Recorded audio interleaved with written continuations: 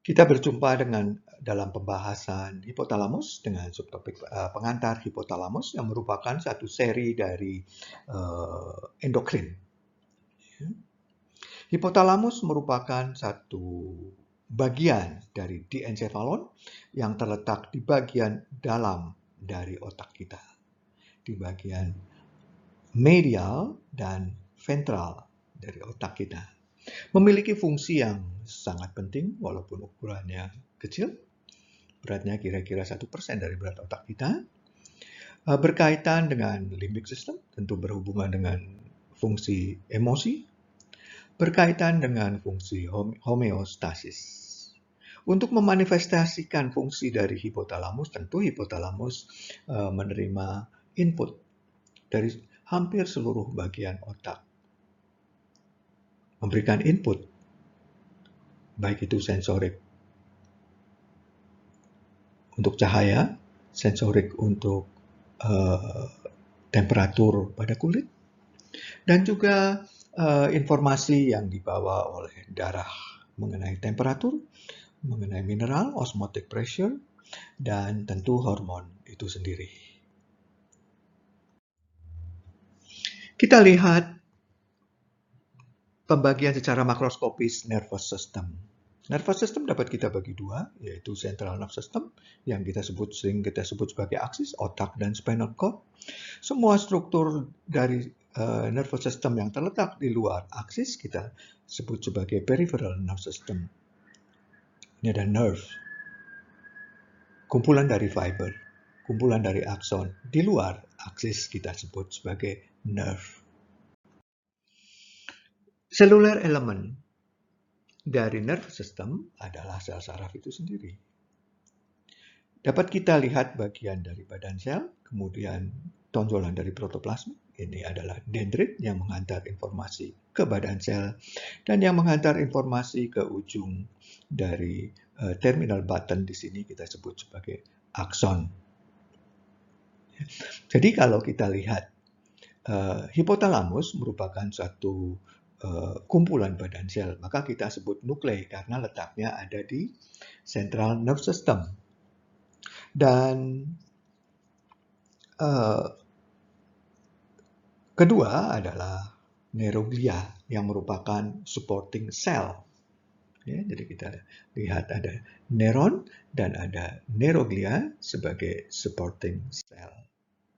Kita lihat beberapa terminologi. Ini adalah anterior dari otak kita, arah posterior, arah dorsal atau superior, arah ventral, dan yang ini adalah sumbu memanjang spinal cord sampai brainstem.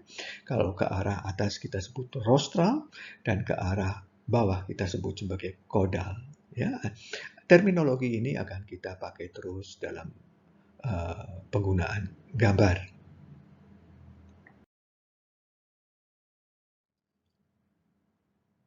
Kalau kita lihat dari bagian luar otak pada gambar kanan, ini adalah anterior, ini superior, ini ventral, dan ini posterior. Maka kita tidak akan dapat melihat diencephalon atau hipotalamus karena letaknya ada di bagian dalam. Ya, ini kranium sebagai proteksi dari otak kita. Pada penampang sagital otak, jadi ini belahan medial, ini adalah bagian medial, jadi medial surface, fasies yang medial, permukaan medial dari otak sebelah kanan. Ini anterior, ini posterior. Ini ventral, ini superior. Maka dapat kita kelompokkan, ini adalah cerebral hemisphere, ini adalah diencephalon, ini adalah cerebrum, dan ini adalah batang otak yang melanjutkan diri ke arah caudal menjadi spinal cord. Ya. Ini ada supporting membrane, ya. Ada meninx, kita sebut sebagai mening, ada lapisannya, dura mater, arachnoid, dan pia mater, dan ini calvaria, ya, tulang tengkorak sebelah atas. Ya. Ini bagian ventral, ya. Bagian ini kita kenal sebagai cranial base, basis cranii, cranial base. Ya.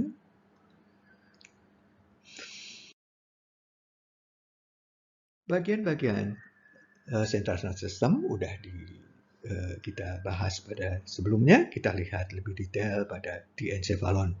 Ini adalah thalamus diencephalon ya, diencephalon, thalamus, hipotalamus dan epitalamus. Antara thalamus dengan hipotalamus terdapat hypothalamic sulcus, ini bagian ventral, dan nanti kita lihat bagian depan ada lamina terminalis ke belakang berbatasan dengan midbrain ya. Oke. Kita lihat sekarang pada gambar kadaver ya, pada gambar foto kadaver. Ini lamina terminalis bagian anterior, ini bagian ventral, terdapat optic chiasma, ada median eminence di sini, dan kemudian ada mammillary body di bagian posterior, dan ke bagian postero inferior. Di bagian posterior ada midbrain, dan di atas di sini berbatasan dengan thalamus adalah hipotalamus sulcus.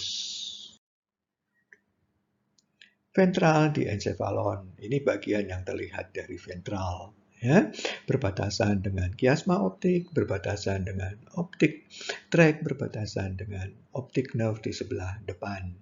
Ke arah posterior, ini ada midbrain, ya, ada beberapa saraf otak, ya, cranial nerve, okulomotor di sini ya, dan bagian posterior dari hipotalamus di sini ada mammillary body, di sini eminence, ya, dan kemudian di bagian atas dari chiasma ya. Nanti kita lihat pada pembesaran yang lebih besar. Nah ini ya, pembesaran yang lebih kuat akan kita lihat di sini ada eminence ya. Eminence, medial eminence, lateral eminence, mammillary body di bagian posterior, dan di atas adalah di atas ini adalah bagian suprachiasma ya.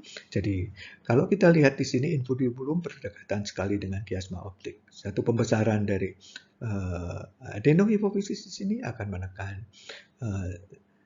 saraf-saraf yang terletak pada optik chiasma maupun pada optik tract, sehingga memberikan gejala neurologis, gangguan pada lapang pandang. Ya, perhatikan mammillary body di posterior, eminence, infundibulum, dan di bagian lateral di sini ada area yang kita sebut sebagai area perforated, ada yang anterior dan ada yang posterior. Ini akan dilalui oleh pembuluh darah untuk menuju hipotalamus maupun diencephalon. Kita lihat pembagian nukleus pada hipotalamus. Secara konsep dapat kita lihat di sini dari bagian anterior lamina terminalis, ini bagian ventral. Dari arah anterior ke arah posterior akan kita lihat kelompok yang anterior, kelompok yang intermediate, dan kelompok yang posterior. Ini kalau kita lihat dari arah sagittal ya, dari arah anterior posterior. Kalau dari arah kita buat satu penampang frontal, maka dapat kita bagi menjadi nukleus yang periventrikuler, kemudian kelompok nukleus yang medial, dan kelompok nukleus yang lateral. Hubungan antara hipotalamus dan hipofisis ya, merupakan satu hubungan yang sangat penting. Di sini ada struktur saraf, dan kemudian di sini ada pembuluh darah, dan ini ada adenohipofisis atau anterior lobe dari hipofisis. Kita lihat hubungan yang pertama, yaitu hubungan antara hipotalamus dengan posterior lobes atau yang kita sering sebut sebagai neurohipofisis. Kita berkomit bahwa gambar yang demikian, yang biasanya bulat atau persegi, ini adalah badan sel. Yang memanjang ini adalah akson. Ya. Jadi ini kumpulan badan sel, maka kita sebut sebagai nukleus. Paraventrikuler dekat dengan ventrikuler. Supraoptik artinya di atas dari optik chiasma. Ya. Badan selnya mengirim akson ke arah neurohipofisis. Ya, maka kumpulan-kumpulan dari akson itu kita sebut tract. Karena dia berjalan dari hipotalamus menuju hipofisis, maka disebut sebagai hipotalamo-hypophyseal tract. Jadi jangan kita tidak usah menghafal, tapi kita pahami bahwa huruf yang pertama menunjukkan originnya, huruf yang kedua menunjukkan destination atau tujuannya, dan track menunjukkan kumpulan dari akson. Jadi ini kita bahas hubungan antara hipotalamus dengan neurohipofisis atau posterior lobes. Sekarang yang berbeda adalah hubungan antara hipotalamus dengan anterior lobes atau adenohipofisis. Karena secara embriologis berkembang dari bagian lain dari neural tube, kalau ini berkembang dari neural tube, kedua-duanya berasal dari ektoderm tapi berbeda, maka yang ini kita sebut sebagai adenohipofisis.